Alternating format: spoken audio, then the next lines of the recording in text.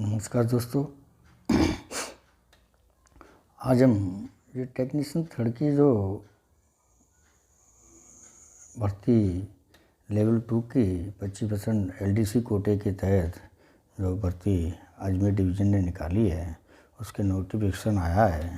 तो उस एलडीसी भर्ती के लिए टेक्नीशियन थर्ड के लिए क्या क्या योग्यता और क्या क्या क्वालिफ़िकेशन होनी चाहिए, कौन सा मेडिकल होना चाहिए, कितनी और क्या क्या सिलेबस होना चाहिए, इसका नोटिफिकेशन अजमेर डिवीज़न ने निकाला है। तो दोस्तों आज हम जो टेक्नीशियन थर्ड जो डिपार्टमेंट एग्ज़ाम के तहत टेक्नीशियन थर्ड की जो भर्ती निकलती हैं उनमें क्या क्या सिलेबस वगैरह जो होता है उसके बारे में चर्चा करेंगे। तो शुरू करते हैं।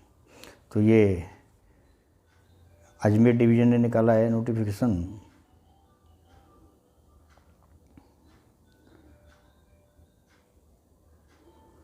तो सबसे पहले होती है एक सर्विस कंडीशन कि आपकी सेवा शर्त क्या है। आप जब टेक्नीशियन थर्ड का असिस्टेंटों के लिए ये जो खलासी असिस्टेंट होते हैं उनको टेक्नीशियन बनने के लिए डिपार्टमेंटली एग्ज़ाम देना पड़ता है एलडीसी के तहत। उनके लिए क्या क्या सर्विस कंडीशन क्या होनी चाहिए। तो इस सर्विस कंडीशन क्या होनी चाहिए कि one should have complete at least 2 years of service in position of assistant TRD level 1 counting the old service rendered in the old unit on request transfer for the purpose of qualifying will be done as RRV 34/2006।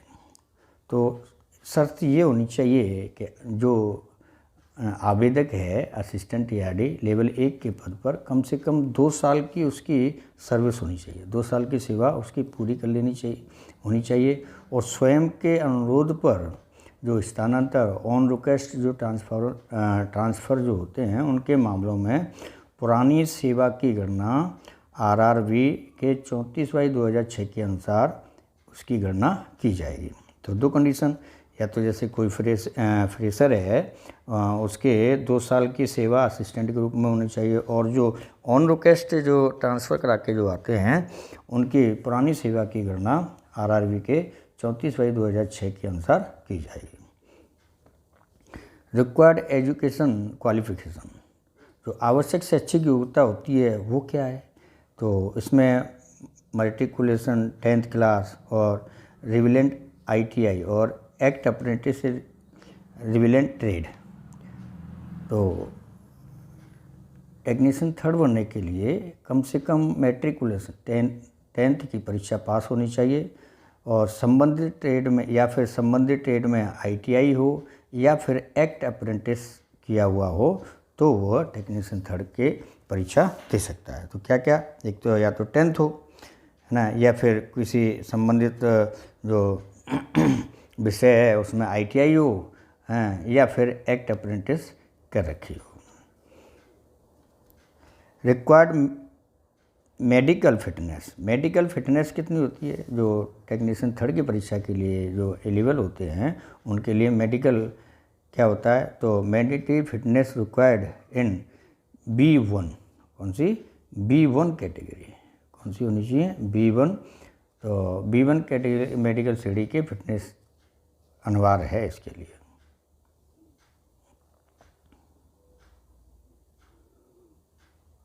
अब एक आता है syllabus of the examination. परीक्षा का जो पाठ्यक्रम है वो परीक्षा का पाठ्यक्रम क्या का कि syllabus given by headquarter for this posted attach below. जो परीक्षा का पाठ्यक्रम हेडक्वार्टर के द्वारा निर्धारित किया गया है वो इसमें अटैच किया गया है, जो कि नीचे है वो अभी बताएंगे हम लोग। एक है pre promotion training requirement. Pre promotion training ये क्या होती है।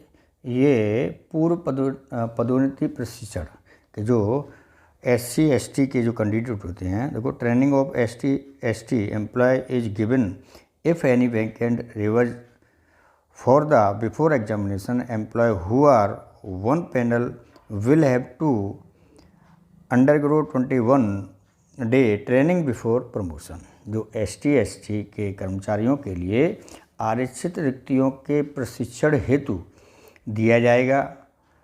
पैनल में आने वाले कर्मचारियों को पदोन्नति से पहले 21 दिनों के प्रशिक्षण से गुजरना होगा। मतलब ST/ST के जो कर्मचारी हैं उनको पेपर देने से पहले 21 दिनों की ट्रेनिंग दी जाएगी। मोड ऑफ सिलेक्शन क्या होता है इसका? मोड ऑफ सिलेक्शन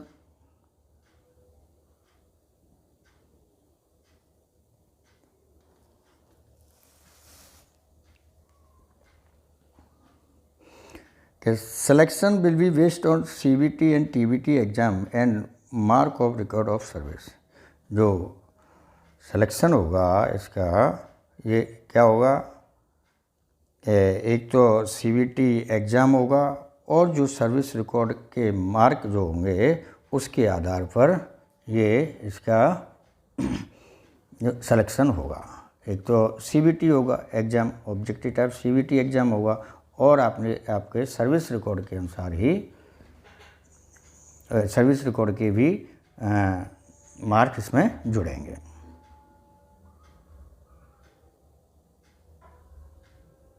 अब रिटन एग्जामिनेशन, रिटन एग्जामिनेशन क्या होता है? लिखित परीक्षा में क्या क्या होगा कि as per railway board letter इतने the selection examination will be candidate through 100% objective type question. परीक्षा में जो वस्तुनिष्ठ प्रकार की जो परीक्षा होगी उसमें 100% वस्तुनिष्ठ प्रकार के होंगे और जो CBT और TBT के सिस्टम के आधार से आयोजित की जाएगी। और 1 mark will be award each correct answer and 1/3 mark will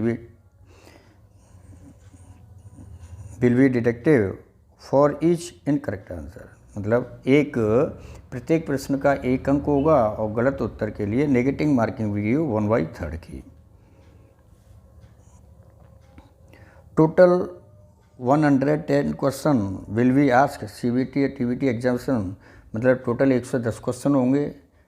out of 10 question will be related official language राजभाषा। टोटल 110 क्वेश्चनों में जो 10 क्वेश्चन होंगे वो राजभाषा से पूछे जाएंगे और इनमें से केवल 1 से 10 क्वेश्चनों में से केवल हमें 100 क्वेश्चन ही करने हैं। कोई से भी 100 क्वेश्चनों का ही आंसर देना है इसमें हमें। Employ will not permit to carry mobile phone, calculator of any other material during the examination.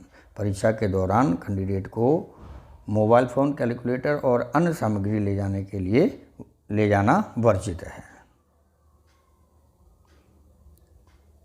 अब है procedure of drawal on panel.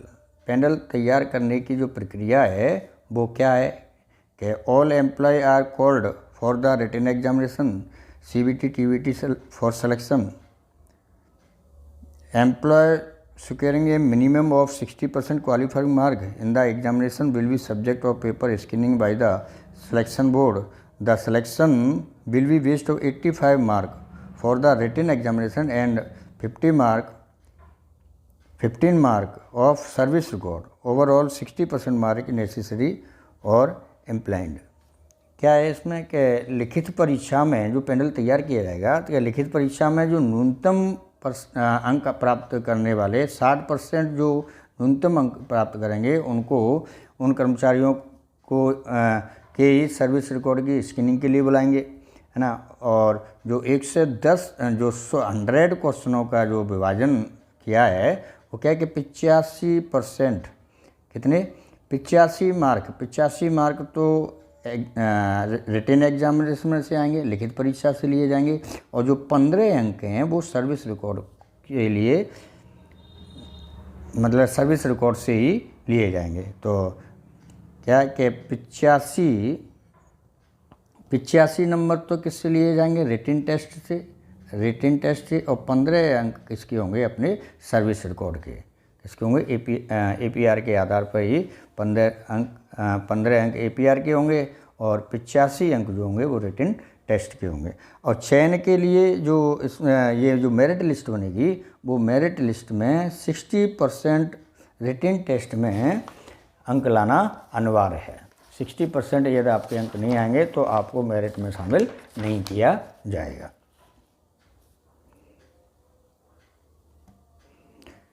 Ground of rejection of application, आवेदन अस्वीकृत करने किसके आधार पर होगा कि employ who does not below above criteria there from will be reject, के उपरोक्त मानदंडों को पूरा न करने वाले कर्मचारियों के आवेदन खारिज कर दिए जाएंगे। टेंटेटिव टाइमलाइन, जो संभावित समय सीमा है वो कितनी है, इसकी जो लास्ट डेट है वो कितनी है। Last date of submission willington option 25/3/2026, इसकी जो फॉर्म भरने की जो अंतिम तिथि है वो 25/3/2026 है। अब इसका जो सिलेबस है वो सिलेबस में क्या क्या आएगा, अब सिलेबस के बारे में भी चर्चा करते हैं थोड़ा। सिलेबस के बारे में है कि सबसे पहले तो जनरल नॉलेज क्या आएगा इसमें, इलेक्ट्रिकल टीआरडी डिपार्टमेंट का सिलेबस जो दिया है एडवाटन है कि सबसे पहले जनरल क्या आएगा, जनरल सामान्य जानकारी अपनी आएगी। अब सामान्य जानकारी में क्या क्या आएगा कि working knowledge of Hindi and English language up to 10th standard both reading and writing, और नॉलेज ऑफ हिंदी राज्यसभा, मतलब हिंदी और अंग्रेजी भाषा के 10वीं तक के कक्षा तक का कार्य साधक ज्ञान होना चाहिए, जिसमें पढ़ना लिखना दोनों हो, और राजभाषा हिंदी का भी ज्ञान होना चाहिए। दूसरा है mathematics up to 10th class level, जो मैथ आएगा वो 10th क्लास तक के लेवल का ही आएगा। कहाँ तक के आएगा, 10th क्लास तक के लेवल का मैथ इसमें पूछा जाएगा। General knowledge of current affairs जो सामान्य ज्ञान है, जो करंट अफेयर्स इस समय वर्तमान में जो सामसायिक घटनाएं जो हो रही हैं उनके बारे में भी ये जीके के क्वेश्चन आएंगे। एक होता है general knowledge about Indian railway, कि भारतीय रेलवे के बारे में भी सामान्य जानकारी के भी क्वेश्चन इसमें आ सकते हैं। अब टेक्निकल ट्रेड में क्या क्या आएगा, टेक्निकल ट्रेड में क्या है कि टेक्निकल ट्रेड अब जैसे टीआरडी से संबंधित डिपार्टमेंट है टीआरडी का, तो टीआरडी से संबंधित ही क्वेश्चन आएंगे। अब कौन से क्वेश्चन आएंगे, जैसे general knowledge regarding OHE and PSI, asset wise type of traction system, terms use, name of equipment and parts, के ओएचई और पीएसआई के संपत्ति के बारे में सामान्य ज्ञान, जैसे ट्रैक्शन सिस्टम के प्रकार कितने हैं, इस्तेमाल होने वाले ओएचई और पीएसआई में इस्तेमाल होने वाले शब्दों की जानकारी, उपकरण कौन से होते हैं और इनके पुर्जे कौन से होते हैं, इन सब की जानकारी, जैसे कि लोड लेने के लिए टर्फर है ना, पुल लिफ्ट क्या होती है और ये अलग अलग मतलब जो उपकरण वगैरह जो यूज होते हैं उनके बारे में जनरल नॉलेज मतलब सामान्य ज्ञान अपना होना चाहिए। Working knowledge of tools and plant use in TRD department during operation maintenance and breakdown, के टीआरडी के जो अनुरक्षण करते समय मतलब एओएच वगैरह करते समय या फिर ब्रेकडाउन के समय जो टीआरडी में जो टीएनपी यूज किए जाते हैं या जो अपने उपकरण उपयोग किए जाते हैं उन सब का हमें नॉलेज होनी चाहिए। Knowledge regarding safety precaution while working in electrified section, कि जो इलेक्ट्रीफाइड सेक्शन है उसमें काम करते समय सुरक्षा सावधानियां जो होती हैं उनका भी हमें ज्ञान होना चाहिए, उससे रिलेटिव भी क्वेश्चन आएंगे। अब सोचा जैसे कैसे इलेक्ट्रीफाइड सेक्शन में जैसे आपने पावर ब्लॉक ले लिया तो डिस्चार्ज रॉड कितनी 2 डिस्चार्ज रॉड्स कितनी दूरी से अधिक नहीं लगानी चाहिए, या फिर 2 से अधिक जो पार्टियां काम कर रही हैं तो उनको एक दूसरे की डिस्चार्ज रॉड पर निर्भर होना चाहिए कि नहीं होना चाहिए, है ना। और जिस सेक्शन में काम कर रहे हैं तो उस सेक्शन का पावर ब्लॉक कहाँ से कहाँ तक लेने पर उसकी वो अच्छी कट होगी, उसका भी हमें ज्ञान होना चाहिए। तो इस वो चीज़ से संबंधित बहुत से क्वेश्चन आते हैं। अब जैसे ये है, working knowledge regarding safety equipment and particular to be use during maintenance of TRD assistant. TRD जो संपत्तियों के रखरखाव के दौरान प्रयोग किए जाने वाले सुरक्षा उपकरण और इनकी नॉलेज का ज्ञान होना चाहिए कि टीआरडी के जो मेंटेनेंस वगैरह हम कर रहे हैं तो कौन सा टूल किसके लिए उपयोग किया जाता है ना। अब जैसे ये भी पूछा जाता है, जैसे जी जंपर है, जी जंपर में कितने पीजी लगाए जाते हैं, ठीक है। जी जंपर मास्ट से कितनी दूरी पर लगाया जाता है, या सी जंपर मास्ट से कितनी दूरी पर लगाया जाता है, सी जंपर की लंबाई कितनी होती है, सी जंपर का या जी जंपर का इनके क्रॉस सेक्शन एरिया कितने होते हैं, ठीक है। कॉन्टैक्ट वायर, कैटेनरी वायर, इनके क्रॉस सेक्शन एरिया पूछ सकता है, या फिर रेगुलेटेड और अनरेगुलेटेड ओएचसी की टेंशन लेंथ वगैरह पूछ सकता है, स्पान लेंथ पूछ सकता है। नेक्स्ट है power block proceed and PTW. Power block की प्रक्रिया, पावर ब्लॉक लेने की, पावर ब्लॉक कैंसिल करने की प्रक्रिया कैसी होती है, और पीटीडब्ल्यू परमिट टू जो वर्क होता है उसकी जानकारी से संबंधित भी क्वेश्चन आएंगे। अब पावर ब्लॉक से संबंधित कैसे क्वेश्चन आए कि पावर ब्लॉक जैसे पावर ब्लॉक लेने के बाद एक से अधिक जब दो पार्टियां काम करती हैं तो उनको अलग अलग डिस्चार्ज रोड वगैरह लगानी चाहिए, ठीक है। और पावर ब्लॉक कैंसिल कराने से पहले हमें सभी उपकरण, सभी काम करने वाले उनको, है ना, और वो चीज़ से नीचे उतार देना चाहिए तथा जितने भी अर्थ वगैरह लगे हैं उन सबको हटा देना चाहिए। तो इन सब की हमें नॉलेज होनी चाहिए और इससे ही संबंधित क्वेश्चन आएंगे। नेक्स्ट है working knowledge regarding day to day maintenance of OHE and PSI. OHE और पीएसआई के जो मेंटेनेंस होते हैं दैनिक रखरखाव के, उनके कार्य साधकों का हमें क्या होना चाहिए, ज्ञान होना चाहिए। इससे संबंधित भी क्वेश्चन आएंगे। जैसे हम माने कैंटिलीवर का यूज कर रहे हैं तो सिंगल कैंटिलीवर कितने का यूज कितने दिनों के बाद किया जाता है, मल्टीपल कैंटिलीवर का यूज कितने दिन बाद किया जाता है, एटीडी का यूज कितने दिन बाद किया जाता है ना, जंपर का यूज कितने दिन बाद किया जाता है। नेक्स्ट है reading and understanding section diagram and TW. जो सेक्शनिंग डायग्राम और टीडब्ल्यू पढ़ने की समझने की क्षमता का भी ज्ञान होना चाहिए हमें।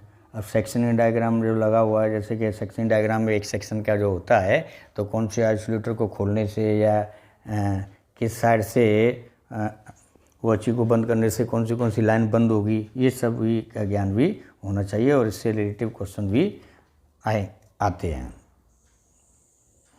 Working knowledge regarding foot patrolling of OHE.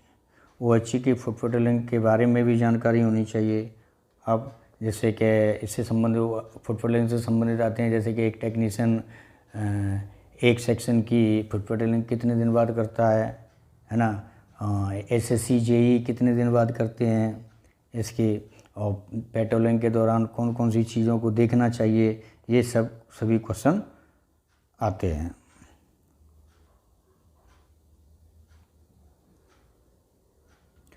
General knowledge of safety rules regarding operation of tower wagon and ladder.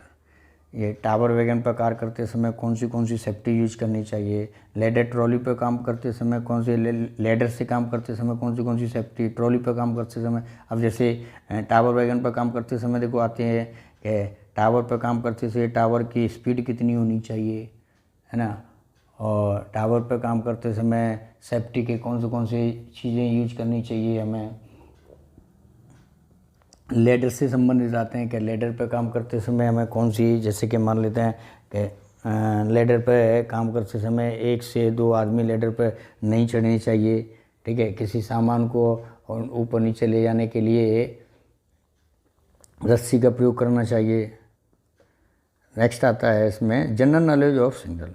को सिग्नल का भी सामान्य ज्ञान हमें होना चाहिए। इससे संबंधित भी छोटे मोटे क्वेश्चन आते हैं। अब सिग्नल के कैसे, जैसे PTFC लगा हुआ है, उससे सिग्नल से कितने मीटर की दूरी पर लगता है, और PTFE के बाद जो सिग्नल होता है वो कितने मीटर की दूरी पर होता है, तो ये क्वेश्चन भी आते हैं। General knowledge how to SCADA and traction control. SCADA और ट्रैक्शन कंट्रोल की भी हमें जानकारी होनी चाहिए। उससे संबंधित जैसे स्काडा की फुल फॉर्म आती है, ट्रैक्शन कंट्रोल में TPC बैठता है, TPC की क्या क्या पावर होती हैं, किसके परामर्श से वह पावर ब्लॉक देता है, ये क्वेश्चन भी आते हैं। अब है इस्टेब्लिशमेंट, स्थापना, इससे भी क्वेश्चन आते हैं। कौन सी जनरल नॉलेज और पास PTO के बारे में कि एक रेल सेवक को कौन से प्रिविलेज और PTO मिलते हैं, कितने मिलते हैं, है ना, इनसे, और बच्चों की पढ़ाई के लिए कितने पास मिलते हैं। General knowledge of regarding various leave of staff, कर्मचारियों के लिए विभिन्न प्रकार की जो छुट्टी होती हैं, लीव होती हैं, उनके बारे में भी क्वेश्चन आते हैं। जैसे CL, एक साल में कितनी CL ली जाती हैं, कितनी LAP होती हैं, कितने हाफ HLAP होती हैं, पैटर्निटी लीव कितने दिनों में ली जाती है ना। और ये एक है जनरल नॉलेज अबाउट D&AR, अनुशासन एंड अपील नियम के बारे में भी सामान्य जानकारी होनी चाहिए। जैसे कि जितने भी अपने SF होते हैं, जो चार्जशीट दी है, SF1, SF2, SF3, इनके बारे में भी हमें पता होना चाहिए, और इनके क्वेश्चन भी ज़्यादातर इसमें आते हैं। तो ये जब टेक्नीशियन का पेपर जो होगा उसमें ज़्यादातर छोटे छोटे टॉपिकों पे भी क्वेश्चन आते हैं। तो आपको ये सभी टॉपिकों को, अब जैसे टॉपिक के आप ये समझ लो, जैसे हाइट से संबंधित क्वेश्चन आएंगे, ठीक है, LC गेट पर हाइट कितनी होती है, लोको शेड में कॉन्टैक्ट वायर की हाइट कितनी होती है, हाइट से संबंधित आएंगे।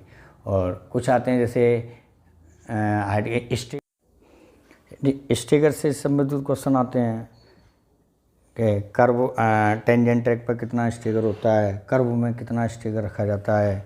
और एक टर्नआउट से संबंधित क्वेश्चन आते हैं, टर्नआउट के ओब्लिगेटरी मास्टर से संबंधित क्वेश्चन आते हैं। और फिर अपना टर्नआउट ओब्लिगेटरी ये हो गया।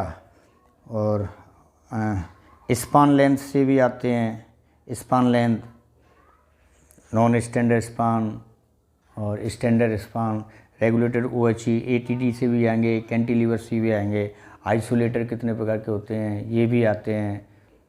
और PSI में भी क्वेश्चन आएंगे, AT के बारे में, और LA के बारे में, या फिर ट्रैक्शन ट्रांसफार्मर के बारे में, आइसोलेटर के बारे में, इन सभी से संबंधित क्वेश्चन आएंगे। तो दोस्तों, मैंने आपको ये जो टेक्नीशियन 3rd के लिए जो पेपर आता है उसके सिलेबस के बारे में बताने की कोशिश की। आशा करता हूँ ये वीडियो आपके लिए लाभकारी होगा। यदि वीडियो पसंद आया हो तो मेरे चैनल को लाइक, सब्सक्राइब और शेयर करें।